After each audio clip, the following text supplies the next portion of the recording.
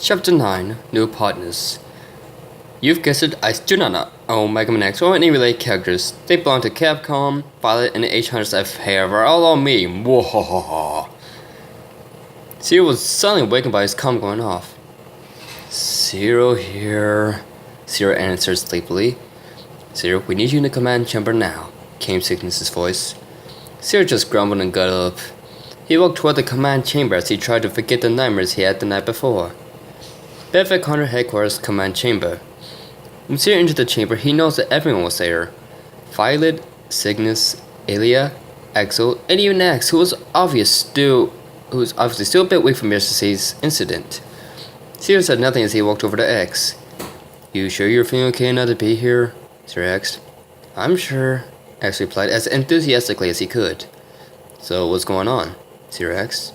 We decided on finding rank and unit, Cygnus said. We figured you'd want to be here for the announcement, her being your sister and all, Alia said. We have deemed she start out a Class B hunter and be placed in X's 17th unit with X and Axel, Cygnus said.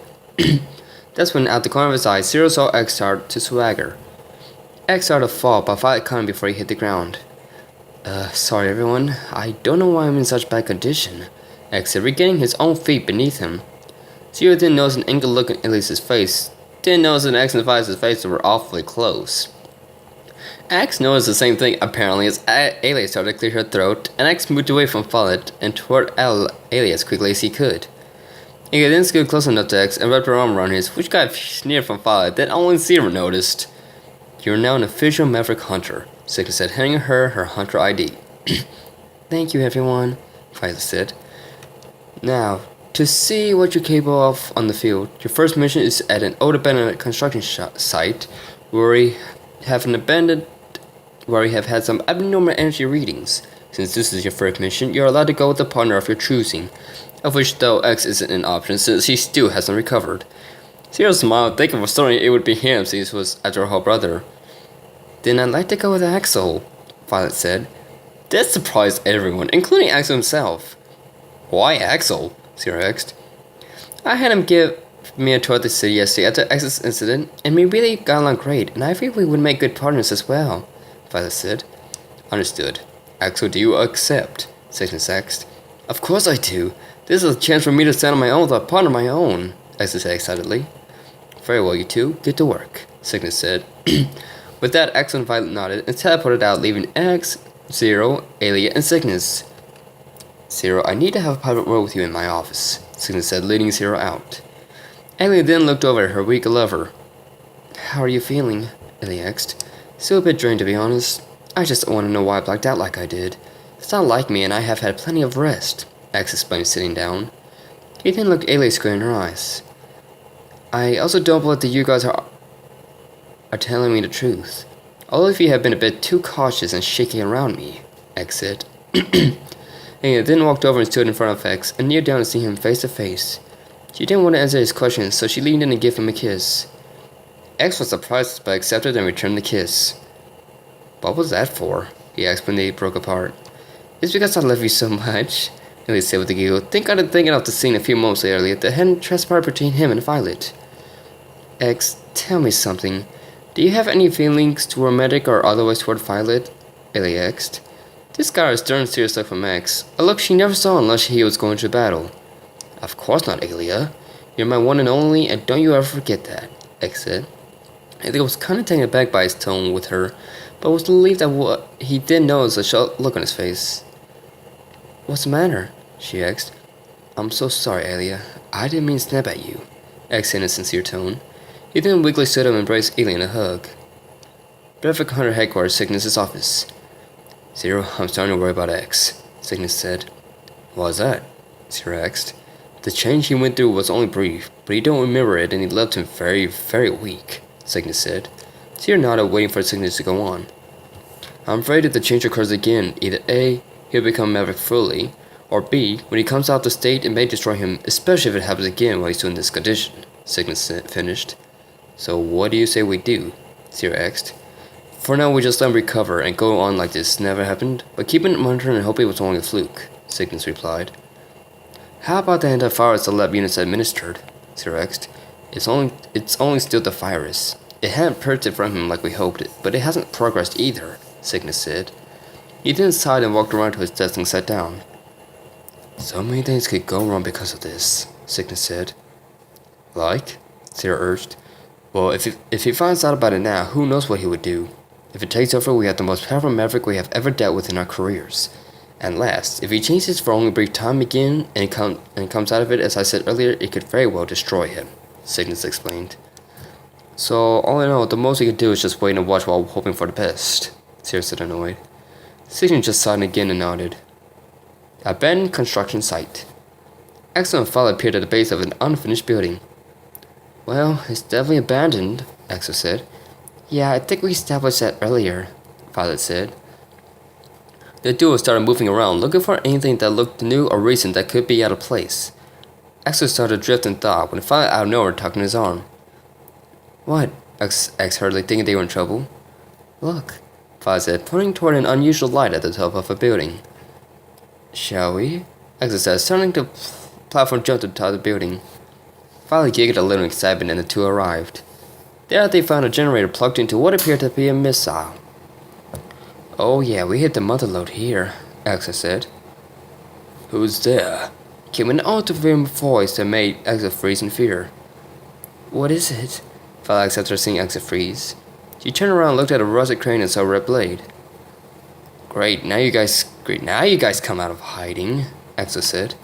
Ah, Maverick Hunter Axel, Redblade said. Redblade jumped onto the platform that Axel and Violet was standing on. Axel drew his twin pistols, and following Axel's lead, Violet drew the V-blade. Defective Unit Violet, this is all too good. Gold Violet will be pleased when I bring him your heads, Redblade said, drawing his giant energy sword. Redblade charged Axel, who opened fire on him. A few of the bullets hit dead on and slowed him some, but Axel thought for certain he was going to get slaughtered, closed his eyes and prepared for the impact. But Violet ran in and drop-kicked Redblade on his side, knocking him off the building, giving her and Axel some time to get a little better organized. Redblade jumped back up to them a little annoyed, and without warning he launched 3 giant energy waves from the sword, which caught Axel and Violet dead on, sending them toppling out the building onto the ground. Redblade jumped out the building toward Axel, who was still trying to get up with his sword pointed down. Before impact though, something wrapped around his throat and stopped him abruptly, and he just hung there like some guy getting hung in an old western. You're so finished, Axel said, getting out his rocket launcher. Axel took aim and fired 3 rockets at Redblade, all of which made impact. No! Redblade screamed out as he blew into pieces. Kaboom! Violet then retracted her blade and jumped down and waited and walked to stand beside Axel. We actually did it, Axel said in triumph, then turned around and gave Violet a quick friendly hug. Maybe we should deactivate this missile and report back, Violet said. Axel nodded in agreement, and the two teleported out with the missile. Maverick Hunter Headquarters, Grand Hall. Axel and Violet appeared in the Grand Hall and was greeted by X, Zero, Alia, and Cygnus. Very nice work, you two, Cygnus said. I agree, you two obviously made quite the team if you were able to defeat one of the H-Hunters, Zero said.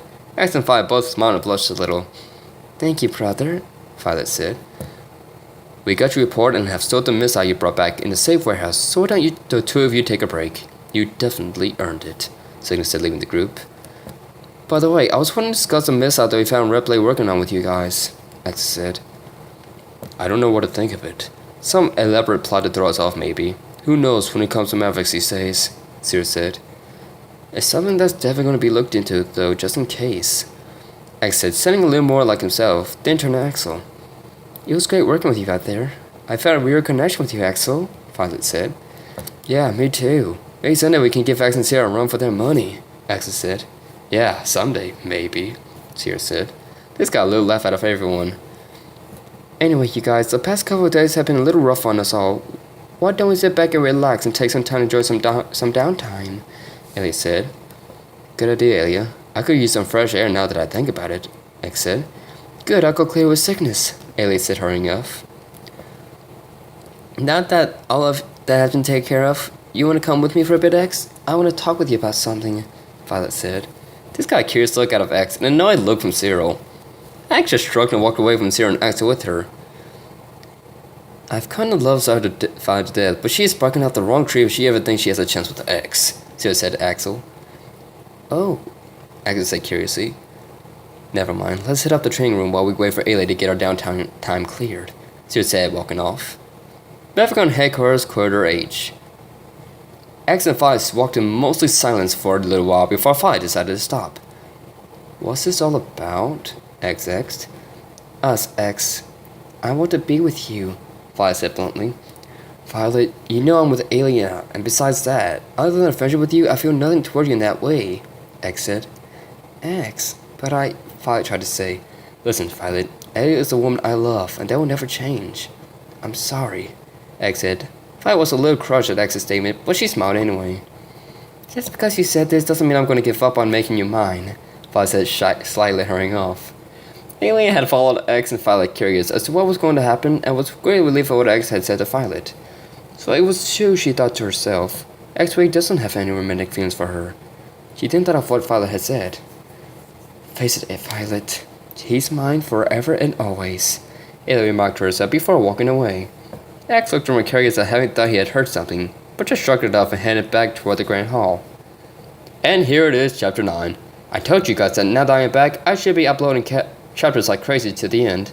Unless, of course, something happens. I was almost asleep when I wrote this chapter, so if it's too awful, don't be too hard on me. And I hope to have Chapter 10 down here soon, so until then, Arnar,